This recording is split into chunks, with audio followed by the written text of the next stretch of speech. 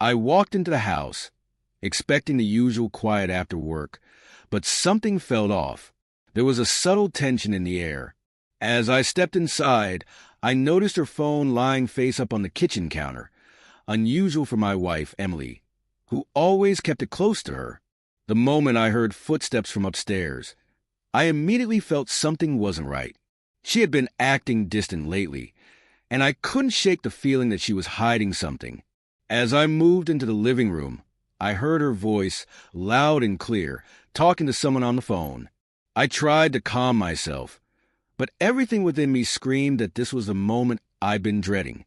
Slowly, I made my way upstairs and stopped just outside our bedroom. Her words pierced through the door, but it was the tone that froze me in place. "I can't believe you're here. What if he finds out? He's always so suspicious lately. I swear, it's getting harder to keep up the charade." She paused for a second, and I could hear her nervous laughter. "No, don't worry. I can handle it. I'll keep him distracted." My heart sank. The pieces began to fall into place. All those late nights, unexplained absences, and the sudden closeness with her friend from work. The truth hit me like a punch in the gut. My wife was having an affair. I stood there, in shock, wondering what I should do next. But before I could decide, the door opened. Emily looked startled, her face draining of color as she froze in place, her phone still pressed to her ear. I didn't even let her speak. "You were going to meet him, weren't you? You told him you were waiting for him." But I showed up instead. Her eyes widened, and in that moment, I could see the panic flickering across her face. The realization that her secret life had just been exposed. She stammered, trying to explain, but her words came out disjointed. Too many lies tangled together. She confessed, her voice shaking as she admitted to the affair. But as the truth spilled out, I realized it was far worse than I had imagined. There was more to this betrayal than just infidelity. She had been living a double life, one that I hadn't even known existed. I listened in silence, each new revelation tearing at me. The affair was just the tip of the iceberg. There were debts she'd hidden, a whole world of deceit I had never seen before. When she finished, I turned to leave the room, not knowing where to go from here, but feeling the weight of her lies suffocating me. She called out, begging me to stay, to listen to her side, but I knew nothing could undo the damage she had done. My world had been shattered, and now it was up to me to pick up the pieces that I left the room, not giving her the chance to explain further. Her frantic calls echoed behind me, but I couldn't bring myself to turn back.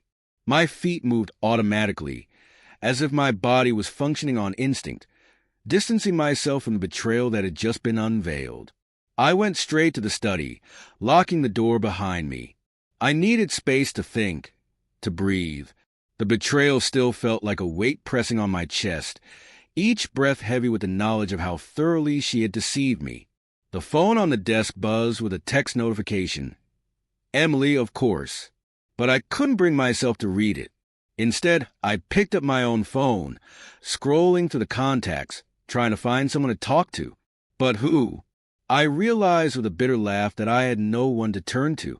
She had isolated me, pushed away my friends, and slowly replaced every bit of trust with her lies. She had expertly orchestrated her double life, ensuring no one would ever know. I had been blind, unaware, until now. I ran my hand over my face, the reality of everything starting to settle in. She had been so convincing that I hadn't questioned anything. But now that the truth was out, I was left wondering just how deep the deception ran. Was there more? Was she truly planning to leave me for this man? Or was it just the thrill of the affair she craved? I heard footsteps outside the study door, followed by a soft knock. "Please, let me explain." Emily's voice broke through the silence. I said nothing at first, gathering my thoughts. Then, with a sharpness in my voice that I didn't recognize, I spoke. "Explain? How do you explain something like this, Emily? A year, 2 years of lying to my face, hiding your affair, all while playing the part of the loving wife? How do you explain that?" The doorknob turned, but I didn't move. She knew she wasn't welcome in the room. But still, she tried. She came in anyway, her eyes swollen from crying, her makeup smudged.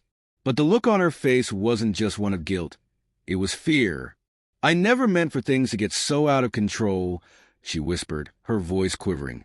"I thought I could handle it, keep both sides of my life separate." I shook my head, my emotions warring inside me. "And you thought I wouldn't notice? That you could keep this hidden forever? That you could betray me like this, and I wouldn't find out?" She stepped closer, reaching out a hand, but I took a step back. "Please, just hear me out," she begged. I looked at her, my mind still reeling, but something in her desperation made me pause.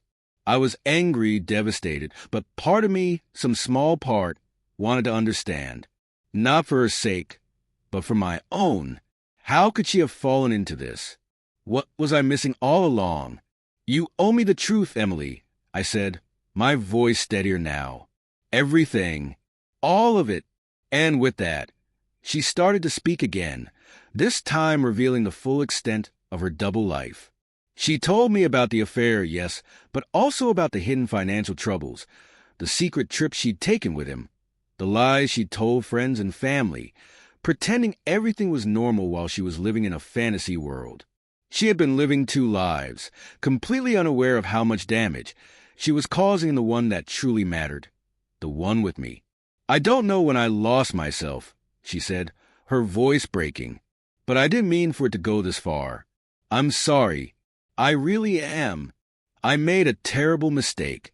I looked at her, my heart torn between the love I still felt for the woman I had married and the overwhelming betrayal that threatened to suffocate it all. It was hard to even fathom that this was the same person who had promised to love and cherish me through everything. Yet, she was the one standing before me, a stranger in so many ways. "I don't know if I can forgive you, Emily," I said, the weight of the words feeling like a finality I wasn't ready for. "I don't know if I can ever trust you again."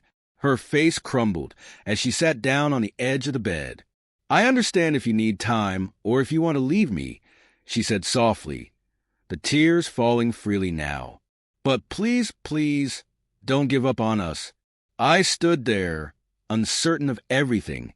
My marriage was shattered, my heart a battleground between love and anger, hope and betrayal. I wasn't sure what would come next, but one thing was clear. This moment, this confrontation, had irreversibly changed everything. And I had to decide what I was willing to accept and what I couldn't live with anymore. The silence that followed was unbearable. I stood there, staring at the woman who had once been my partner, the person I had built a life with, and I couldn't recognize her anymore. I wanted to say something, anything to break the tension, but words seemed so small, so insignificant compared to the magnitude of the betrayal. Finally, I spoke, my voice softer now, but still carrying the weight of all the hurt.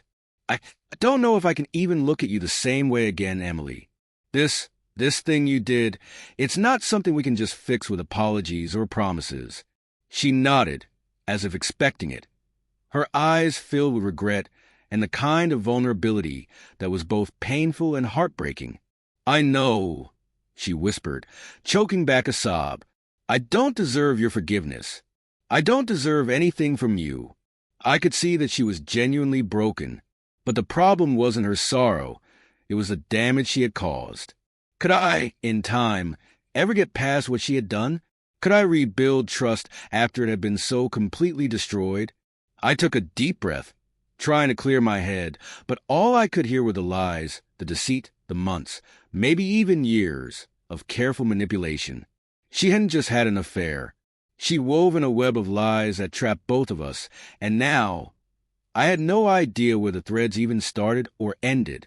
"I don't even know what I want right now," I admitted, my voice a mix of confusion and anger. "I'm angry, Emily. I'm furious. But I also still care about you, and that makes this all the harder. But I can't just pretend everything is fine." She was silent, wiping her eyes, trying to gather herself. I know I don't deserve it, but if you can find it in yourself to try, just to try, we can fix this. We can go to therapy. We can start over. But please, don't let this define us forever. I shook my head slowly, stepping back, away from her. It's not just about fixing it, Emily. You can't fix something that's broken with therapy sessions. You can't undo what you did. The trust is gone. The foundation we built this life on, it's cracked, and I don't know if I can rebuild it. Her eyes filled with more tears, and she reached for my hand. I pulled away instinctively, feeling the distance between us widening, not just physically but emotionally. I need space, I said, the words feeling like a final declaration. I need time to think about everything, to figure out what I want. Because right now, I don't even know who you are anymore. I walked toward the door, but before I left the room, I paused, my hand on the knob. You've shattered something inside of me, Emily. I don't know if I can ever put it back together. With that, I left the room, closing the door gently behind me. I didn't hear her calling out after me. I didn't need to. The words were empty now. There was nothing left for her to say that would change the reality of what had just happened. I went to the living room, collapsing onto the couch, my mind spinning in 100 different directions. My heart, once filled with certainty, now felt like an empty shell. I thought about the years we had spent together, the love we had shared, and how quickly everything had crumbled. As the night wore on, I couldn't escape the gnawing feeling that this moment, this confrontation, was only the beginning. The truth was out now, but there were still so many unanswered questions. Did she really love me at all? Or was I just another part of the life she had grown tired of? And the bigger question lingered, one I knew I would have to face sooner or later. Could I ever forgive her? Or was this the end of our story? I didn't have the answers, and I didn't know when I would. But one thing was certain. The life I had known had been shattered, and the road ahead would be long, uncertain, and filled with choices I wasn't ready to make.